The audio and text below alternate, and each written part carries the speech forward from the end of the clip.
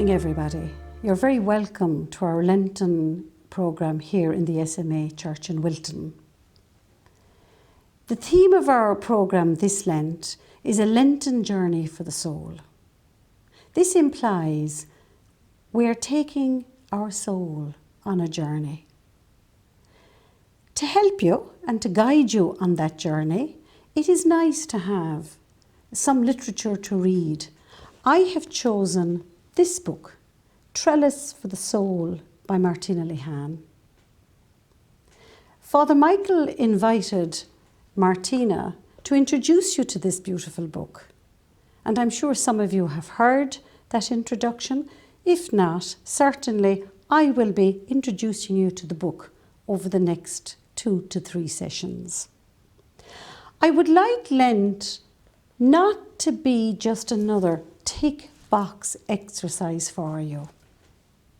We are very used to just ticking the box. Go off the sweets, go off the alcohol, go off the sugar, do a little extra. Just the tick box exercise tends to be what Lent is very much about. I would like you to reawaken your soul and make it that journey. Martina describes it beautifully in her book, and I would like to read just that section of the book for you as she describes what a journey for the soul can be like. Some time ago, a garden designer visited our garden. I don't remember much of his advice, but I do remember him looking at a little limp rose, pausing for a while, then saying in a low voice, "She's not happy here. She needs more space. She's hungry. She needs nourishment and a bigger space.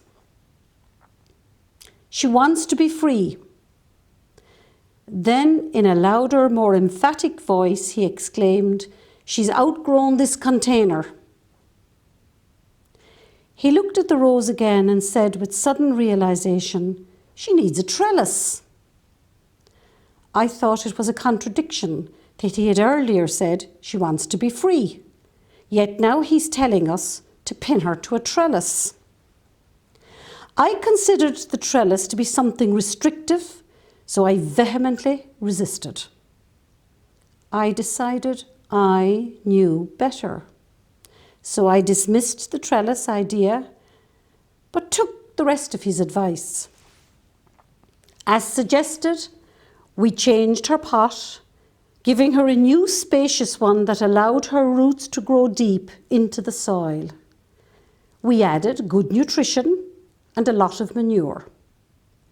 Job done, I told myself. She's no longer confined and is now wild and free, with plenty of space to grow in whatever direction she wants. And yes, she did grow, wild and free. But some weeks later we noticed she was starting to droop and keel over, unable to support herself. In fact, with every passing gust of wind, she was blown in all directions. Eventually and reluctantly, we did what he suggested. We made a trellis. We fastened the rose to this carefully structured framework. She leaned against it as if to say, that's better.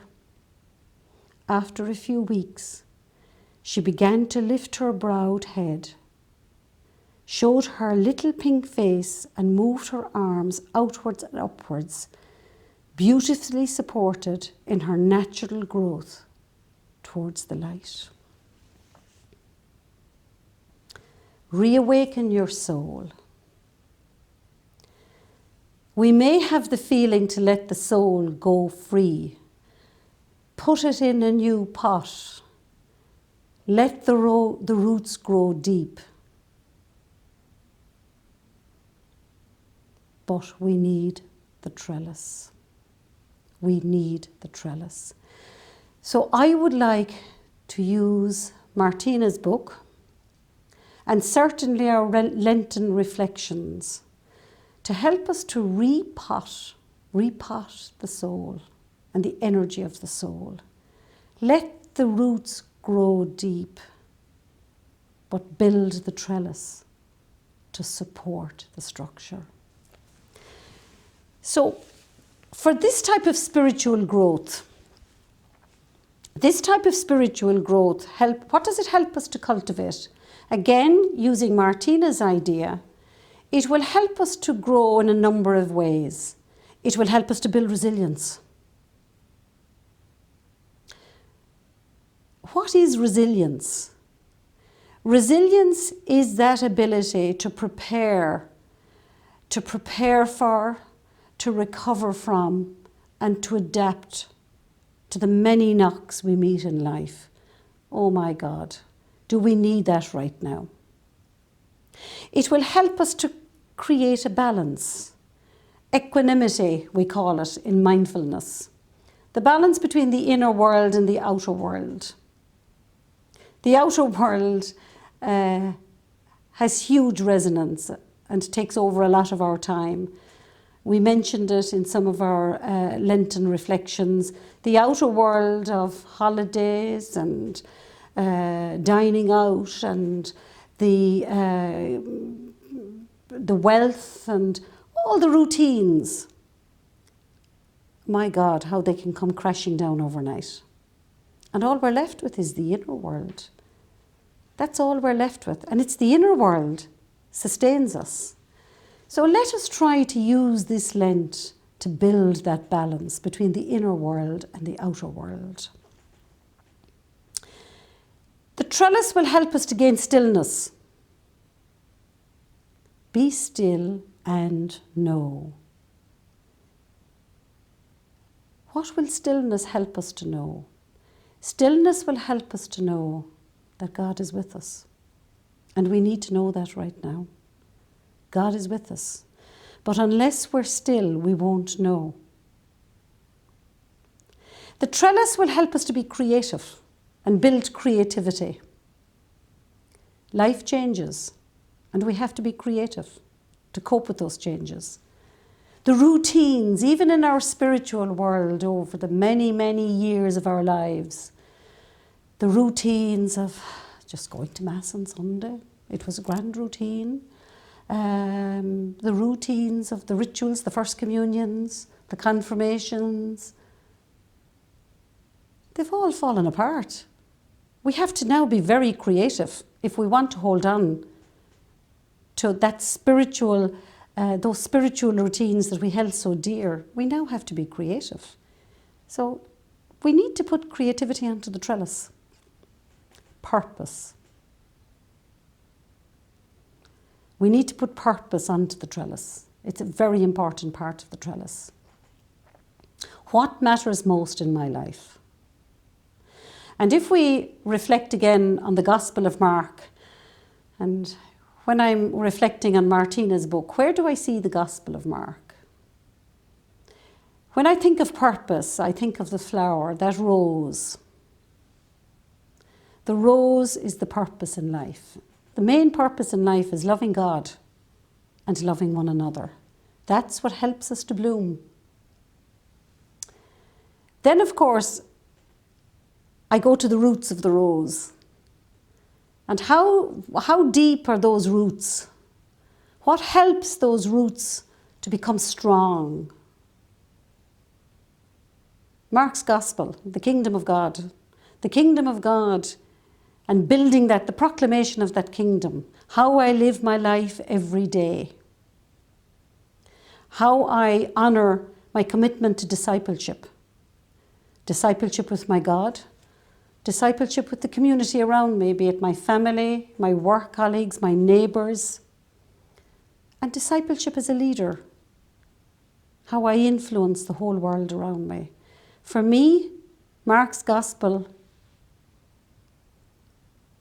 is the root. The flower is my purpose in life. Loving God and loving one another. So the trellis let's go back to those elements of the trellis again. What do we want the trellis to produce for us? We want the trellis to give us resilience, to give us balance, to give us stillness, to give us creativity, and to give us purpose.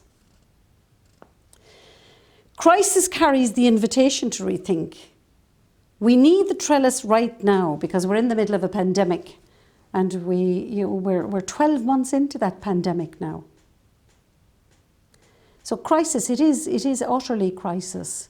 And for those who may have looked at the trauma, the utter trauma of Tala Hospital being revealed and what the staff went through and what the patients and their relatives were going through, it is utter crisis. It is utter devastation. But opportunity can come from all such crisis. We may ask ourselves, what is working in my life right now, as opposed to what is not working? We are 12 months into the lockdown, and what have I learned from the experience? Have I learned anything from this experience? Certainly, I have learned that the outer world is fragile. It is exceptionally fragile. It is impermanent. Everything I held dear, my life, my work, my home, my routines, my car, my everything that was materialistic in that life is utterly impermanent. It can all be taken overnight. We all experience this as individuals at different points in time in our lives. We lose a loved one, we face a family crisis, we face a personal crisis. But what has COVID done for us? COVID-19 has collectively brought us together as a people in crisis. We're in it together. We're sharing the suffering together. We're forced to help one another. So there is opportunity. It does help us to refocus. What is important in life right now? Returning to loving God, loving one another, and certainly letting the roots of the gospel go deep, because that is what is going to get us through this crisis. I would invite people during Lent to stop. This is where we take the mindful pause. Stop. Take a breath. Observe what is going on around us. What is going on for me personally?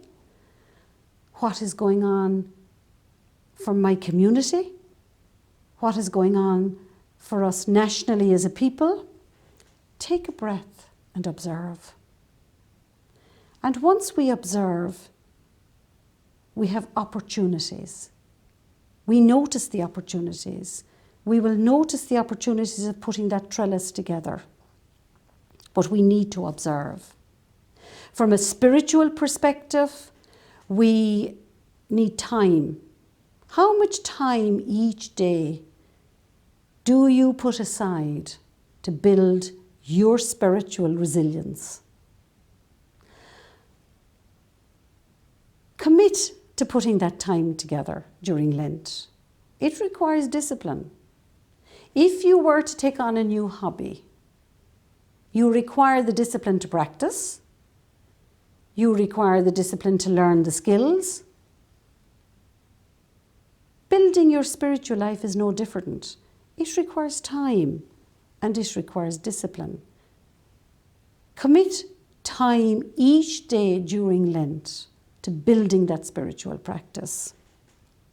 It needs space. Is time and space the same? No. Where are you going to do it? You don't have the opportunity of going to Mass at the moment. You don't have the opportunity of getting into many of the churches at the moment because they're closed. So where are you going to do it? Space. Is it going to be your garden? Is it going to be travelling to work in the morning? Just create the space. Be creative. Create the space. Create the time. And just do it. Just do it. Let it become habitual. It needs to become habitual. If you want something to develop into a new habit, it needs to become habitual. So I would like to invite you at the end of this session, make a commitment this Lent to strengthen your inner world, which will give you resilience, which will give you purpose, which will make you creative. It will build, it will cling to the trellis for you as you let it grow. But just give it time, give it space, and just do it.